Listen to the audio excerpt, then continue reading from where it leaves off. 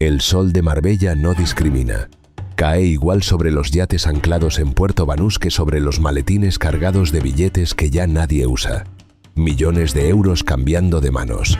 Sin rastro, sin papel, sin huella. Solo una cadena de caracteres en una pantalla. Una clave alfanumérica. Un monedero digital que puede valer tanto como un edificio entero. El crimen organizado encontró su nueva caja fuerte y la instaló a plena luz del sol, frente al Mediterráneo.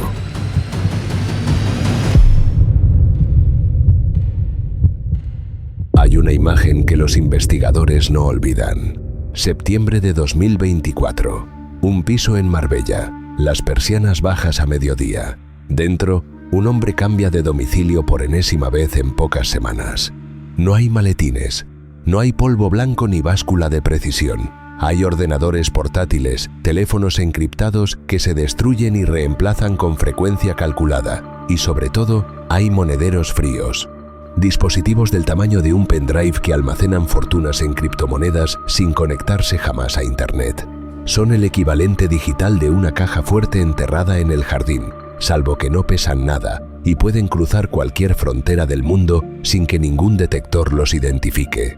Cuando la Policía Nacional irrumpe en ese apartamento junto a agentes de la Nationale Politie de Países Bajos, lo que incautan no se puede ver ni tocar. Son 17 millones de dólares en criptomonedas. La mayor incautación de moneda virtual en Europa vinculada al narcotráfico. Ningún kilo de coca, ningún lingote de oro, solo código. La pregunta que queda en el aire es incómoda. Si ese hombre fue detenido, si se incautó esa fortuna, si 3 personas de origen neerlandés terminaron esposadas en suelo español, ¿cuántos más siguen operando? ¿Cuántos monederos digitales siguen activos en pisos de lujo entre Marbella y Estepona, moviéndose en silencio, transformando cocaína en código, convirtiendo la infamia del narcotráfico en líneas de texto en una pantalla? La Costa del Sol no es solo sol y turismo. Es una geometría específica del crimen moderno. Una franja de 90 kilómetros de litoral mediterráneo que se enfrenta, al otro lado del agua, a Marruecos, el mayor productor mundial de hachís. A escasa distancia queda el campo de Gibraltar, puerta histórica de entrada de la cocaína sudamericana a Europa. La región concentra infraestructura portuaria de primer nivel, aeropuertos internacionales con conexiones directas a decenas de países, un mercado inmobiliario de lujo lo suficientemente dinámico como para absorber grandes inyecciones de capital sin generar alarmas inmediatas, y una economía de servicios, hostelería, náutica, gastronomía, moda que ofrece innumerables puntos de fricción donde el dinero ilegal puede rozarse con el dinero legal hasta volverse indistinguible.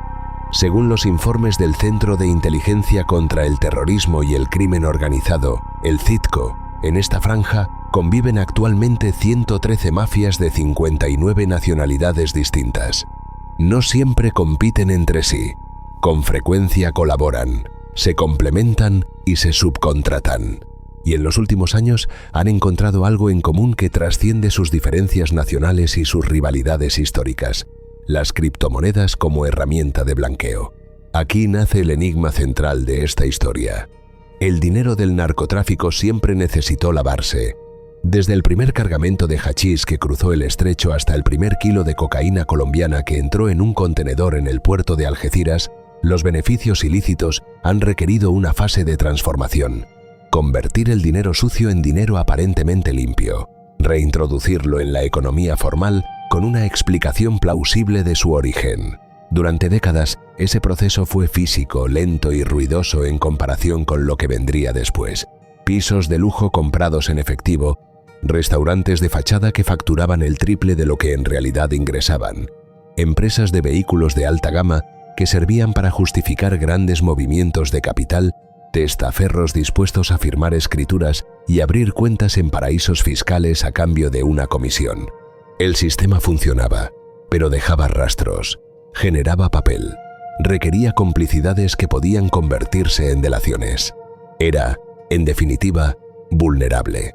Las criptomonedas cambiaron las reglas del juego de un modo que los analistas más pesimistas de Europol tardaron en comprender en toda su dimensión. Introdujeron una capa de opacidad sin precedentes en la historia del crimen organizado. Permitieron mover fortunas entre continentes en cuestión de segundos, sin bancos que bloqueen transacciones, sin intermediarios regulados que exijan justificación de los fondos, sin formularios ni declaraciones ante Hacienda. Una cartera digital puede generarse gratis, anónimamente, en cualquier parte del mundo, y puede recibir o enviar cualquier cantidad sin que nadie en ninguna oficina lo apruebe o lo rechace. Y la Costa del Sol, con su mezcla única de impunidad climática, anonimato turístico y presencia consolidada de redes criminales internacionales de alto nivel, se convirtió en el laboratorio europeo más activo de este nuevo modelo. Esto no es el fin de la historia. Es apenas el principio de una mutación que todavía no ha terminado de desplegarse. Para entender lo que ocurre hoy en la Costa del Sol, hay que retroceder unas décadas. Marbella siempre fue un lugar de doble fondo. Desde los años 80, cuando el tráfico de armas y la jet set criminal compartían mesa en los restaurantes del Paseo Marítimo, la ciudad cultivó una convivencia táctica entre el lujo visible y el dinero invisible. Los actores de Hollywood, los jeques árabes y los capos internacionales coincidían en los mismos hoteles de la Milla de Oro. Traficantes de armas como Monzer Alcázar frecuentaban los mismos círculos que la aristocracia europea de veraneo. En aquella época, recuerdan quienes la vivieron, había mafiosos pero no había mafia organizada como sistema. Los crímenes eran esporádicos, los acuerdos informales, la corrupción más artesanal y la impunidad más personal. Era el crimen como extravagancia de ricos, no como arquitectura empresarial. Todo eso cambió con la globalización del narcotráfico. Cuando los cárteles colombianos comenzaron a usar Europa como destino primario de la cocaína a gran escala durante los años 90, y cuando el hachís marroquí encontró en el estrecho de Gibraltar su ruta más eficiente hacia el continente, la Costa del Sol pasó de ser refugio de criminales individuales a convertirse en nodo logístico de redes transnacionales. La geografía lo explica todo con una claridad brutal. El puerto de Málaga, con su enorme volumen de tráfico marítimo de contenedores comerciales, ofrecía la cobertura perfecta para introducir cargamentos camuflados. Las importaciones de fruta tropical desde Ecuador y Colombia, los contenedores de productos industriales procedentes de Marruecos, los barcos de recreo que cruzaban el estrecho en la madrugada, cada canal era una oportunidad, y cada oportunidad, bien explotada, valía millones. Con ese flujo de mercancía ilegal llegó, inevitablemente, el flujo del dinero ilegal. Y el dinero necesita lavarse. Durante los años 90 y la primera década del siglo XXI, el método dominante fue el inmobiliario. La Costa del Sol vivía un boom de construcción sin precedentes en su historia. La especulación urbanística, que alcanzó niveles obscenos antes de la crisis de 2008, creó el escenario perfecto para inyectar grandes cantidades de capital sin que el origen de los fondos generara preguntas incómodas. Promotoras, urbanizaciones en las colinas de Benavís, apartamentos de lujo en La Zagaleta, áticos frente al mar en Puerto Banús, todo eso podía comprarse con dinero negro, revalorizado durante el boom y vendido después como ganancia aparentemente legítima. El ciclo era redondo, aunque tosco, aunque dejaba rastros documentales, aunque requería testaferros dispuestos a firmar escrituras a su nombre, notarios cómplices o simplemente ignorantes, gestores dispuestos a constituir sociedades sin hacer demasiadas preguntas. Y toda esa cadena de complicidades generaba exposición, generaba puntos de ruptura, el riesgo de que alguien, en algún momento de necesidad o de miedo, decidiera hablar.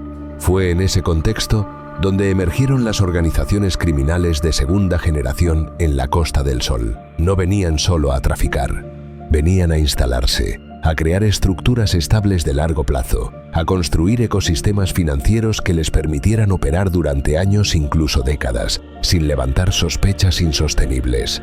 Eran organizaciones que ya no se limitaban a un solo producto, a una sola ruta, a una sola metodología. Eran empresas del crimen, con departamentos especializados, cadenas de mando claras y estrategias de diversificación de riesgos.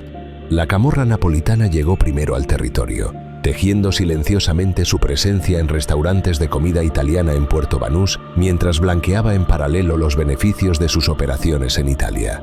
Un modelo simple pero eficiente. El restaurante declaraba ingresos inflados que justificaban el flujo de dinero. Los proveedores eran empresas pantalla dentro de la misma red y los beneficios netos se reinvertían en propiedades que un día se venderían a precio de mercado. En los chalés de Guadalmina, en las villas de Sierra Blanca, en los apartamentos frente al mar de Estepona, la camorra construyó durante años una presencia discreta pero profunda. Los clanes irlandeses e ingleses se especializaron en el cannabis y la cocaína de distribución media, aprovechando los vínculos históricos de comunidades expatriadas para crear redes que se camuflaban dentro de comunidades aparentemente legítimas. Los grupos albaneses y búlgaros diversificaron entre drogas, servicios de sicariato y vehículos de alta gama robados en el norte de Europa y revendidos en el sur. Los marroquíes aportaban el control de las rutas de hachís desde el Rif hasta la costa andaluza, con embarcaciones neumáticas que cruzaban los 22 kilómetros del estrecho en la oscuridad de la madrugada. Pero el salto cualitativo en la organización criminal de la Costa del Sol llegó con la Mocromafia.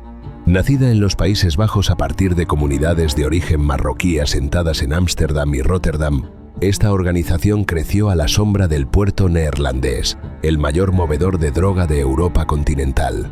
Con acceso privilegiado a las rutas de cocaína desde Sudamérica y a las redes de distribución que irrigan todo el continente, la Mocromafia construyó un modelo empresarial del crimen sin precedentes. Vertical, violento cuando era necesario e invisible cuando podía serlo. Sus miembros, con pasaportes europeos y libertad de movimiento por toda la Unión, podían instalarse en Marbella, en Benavís o en Estepona con la cobertura de simples turistas o empresarios de paso. Y no era casualidad que eligieran el sur de España. El sol, el anonimato del turismo de lujo, la proximidad a Marruecos y el mercado inmobiliario en constante movimiento eran exactamente lo que necesitaban para lavar el dinero que el narcotráfico generaba en el norte de Europa. La gran mutación, sin embargo, estaba por llegar. Y llegaría de la mano de la tecnología. Entender cómo funciona el blanqueo criptonarco en la Costa del Sol requiere entender primero cómo se genera el dinero y qué forma adopta antes de entrar en el sistema digital. Todo comienza con una transacción física, casi siempre en un puerto. Un cargamento de cocaína introducido en España oculto en contenedores de fruta, despachado en el puerto de Algeciras o en el de Málaga.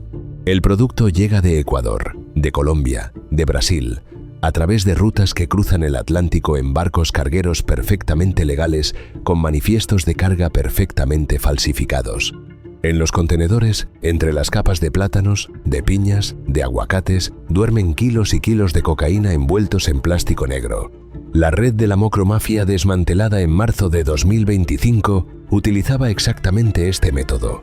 Contenedores marítimos despachados a través del puerto de Algeciras, ruta que operó durante meses bajo la coordinación del Plan Meridional, el marco de cooperación policial internacional con apoyo de la Drug Enforcement Administration estadounidense. Una vez en suelo español, la mercancía se distribuye hacia el norte de Europa, principalmente hacia los Países Bajos, Bélgica y el Reino Unido, donde se vende al por mayor y luego se desmenúa hacia la calle. El beneficio de esa operación es efectivo. Enormes cantidades de billetes en euros o en libras que deben desaparecer del radar financiero lo antes posible. El efectivo es pesado, ocupa espacio, requiere transporte físico y genera riesgo en cada transferencia. Es el eslabón más vulnerable de toda la cadena del narcotráfico. Y es precisamente ahí donde el modelo cripto entró en escena con una elegancia que los investigadores describen como desconcertante. El primer paso es la conversión. Las organizaciones criminales asentadas en la Costa del Sol contactan con intermediarios especializados en transacciones over the counter, las llamadas operaciones OTC. Estas son negociaciones directas entre dos partes que no pasan por ninguna bolsa o plataforma regulada. No hay intermediario público que supervise. No hay registro oficial que archive. Solo un acuerdo privado. Tú me das efectivo.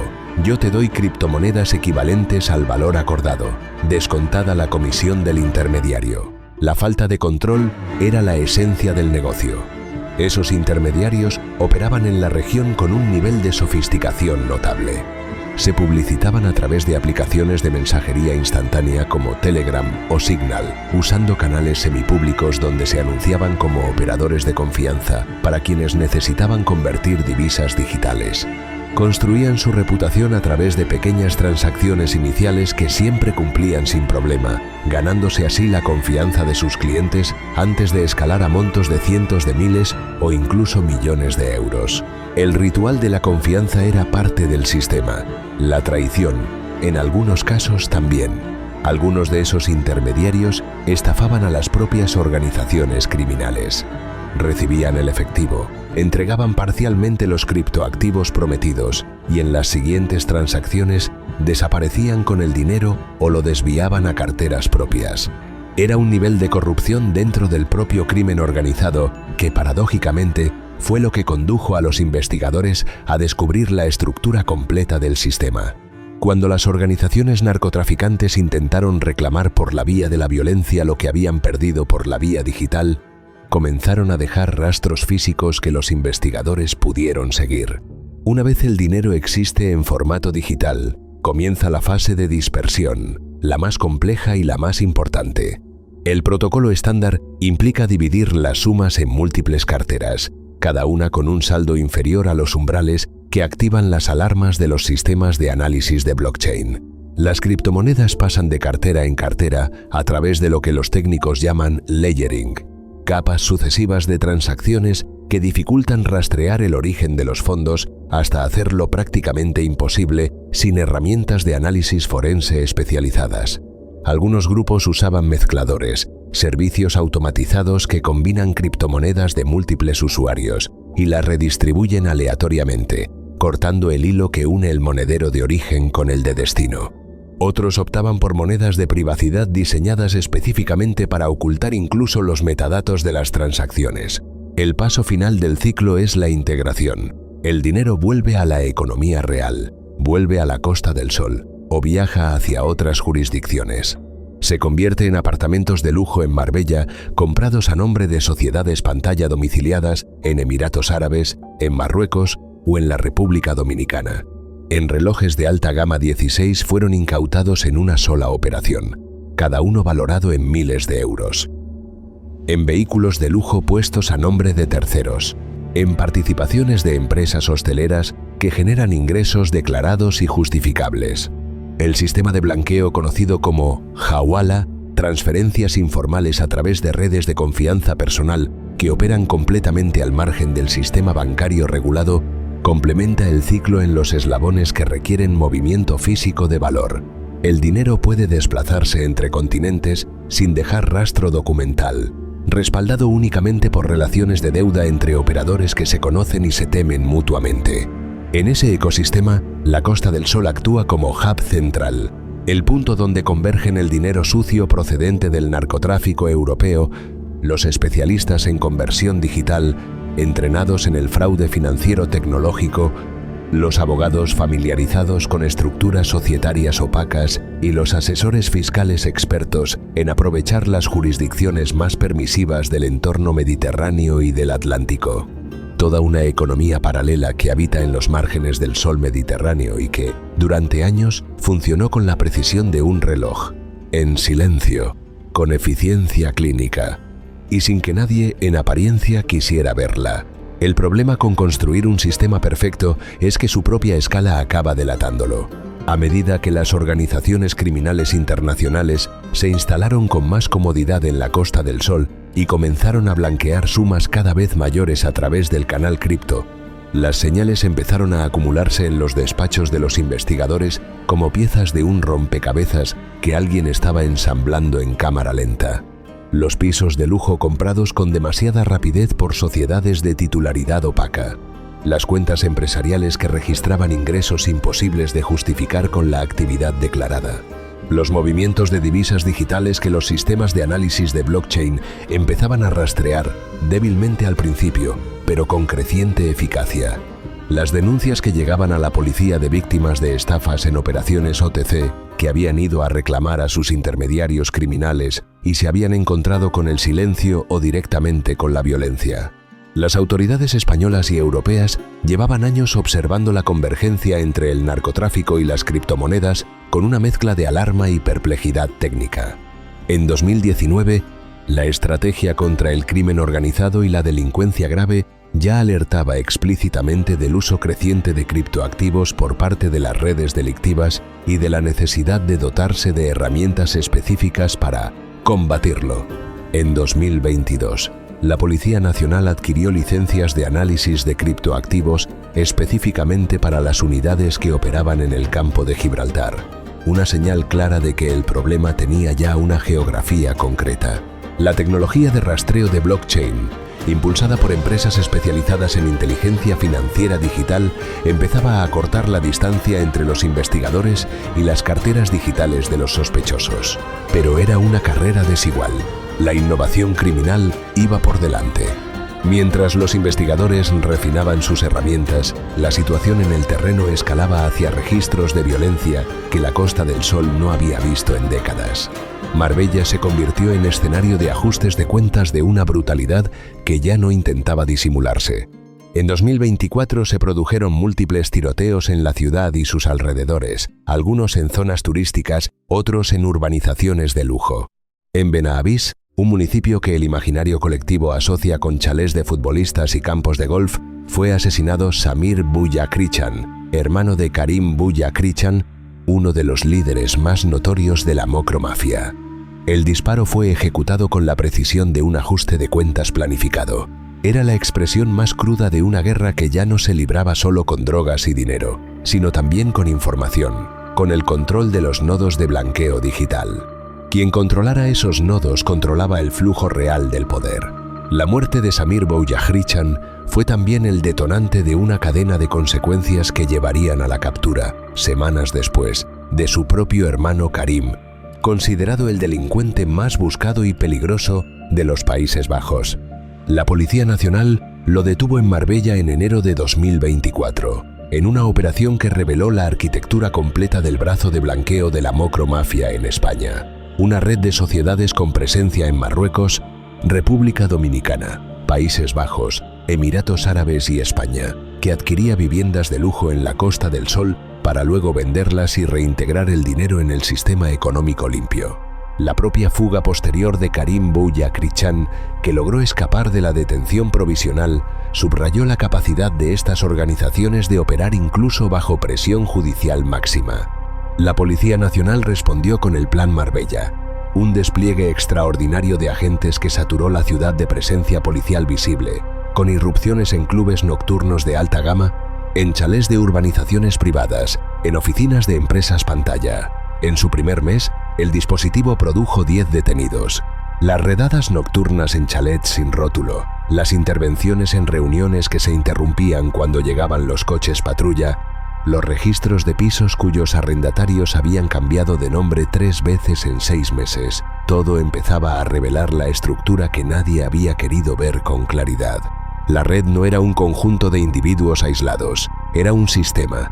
Una arquitectura criminal con capas de protección diseñadas específicamente para resistir la presión judicial y absorber las detenciones individuales sin que la estructura global se derrumbase. Fue entonces cuando ocurrió algo que los investigadores no habían calculado.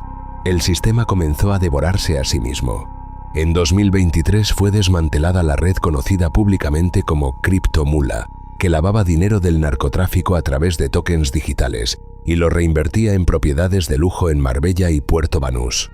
La operación reveló que incluso dentro del circuito criptonarco existían disputas internas, traiciones y estafas entre sus propios operadores. Los intermediarios no siempre cumplían su parte del trato. Los monederos digitales podían vaciarse sin previo aviso. Y las organizaciones criminales, que habían confiado su fortuna a un sistema anónimo por naturaleza, descubrían que ese mismo anonimato las dejaba completamente indefensas cuando alguien les robaba. No había banco al que llamar, no había autoridad a la que denunciar. El dinero invisible también podía desaparecer de forma invisible. Ese fue el prequiebre, la grieta que los investigadores necesitaban para entrar. El detonante llegó en septiembre de 2024. Los agentes del Grupo de Ciberdelincuencia de la Comisaría Provincial de Málaga, coordinados con la Nationale Politie holandesa, localizaron en Marbella al cabecilla de una organización neerlandesa especializada en estafas con criptomonedas y blanqueo de capitales para redes de narcotráfico. El hombre cambiaba de domicilio cada semana. utilizaba monederos fríos para mantener sus fortunas desconectadas de Internet. Sus padres, también implicados en el entramado, colaboraban en las maniobras de blanqueo desde otra dirección. La captura fue el resultado de meses de seguimiento digital y físico. Los investigadores rastrearon el rastro de transacciones en blockchain, identificaron patrones en los movimientos entre carteras, correlacionaron esos movimientos con actividad inmobiliaria y con registros de entradas en el país. El detenido, que alardeaba en redes sociales de ser un experto en criptomonedas mientras construía su fortuna sobre el dinero del narcotráfico, no pudo esconderse indefinidamente. Nadie puede. El anonimato tiene sus propias grietas. Los registros simultáneos en Marbella, en Mijas y en los Países Bajos revelaron la geografía completa de la operación. En las viviendas intervenidas, más de 850.000 euros en efectivo, 16 relojes de alta gama, joyas valoradas en más de $500.000 de euros, decenas de teléfonos móviles, documentación societaria y los monederos que almacenaban los 17 millones de dólares en criptomonedas. La mayor incautación de ese tipo en Europa, relacionada con el narcotráfico, un número que habría sido impensable años antes, cuando el dinero del crimen organizado se contaba en billetes dentro de maletines y cajas de seguridad físicas. 3 detenidos. El cabecilla, en prisión provisional. Orden europea de detención y extradición activa. Pero la historia no terminó ahí. Lo que vino después fue, en ciertos aspectos, más perturbador que la propia operación. Las criptomonedas incautadas quedaron bajo custodia judicial en el Juzgado de Instrucción número 1 de Marbella. Las claves de los monederos, guardadas en un sobre cerrado y sellado, permanecieron en ese juzgado durante meses mientras se procesaba el caso.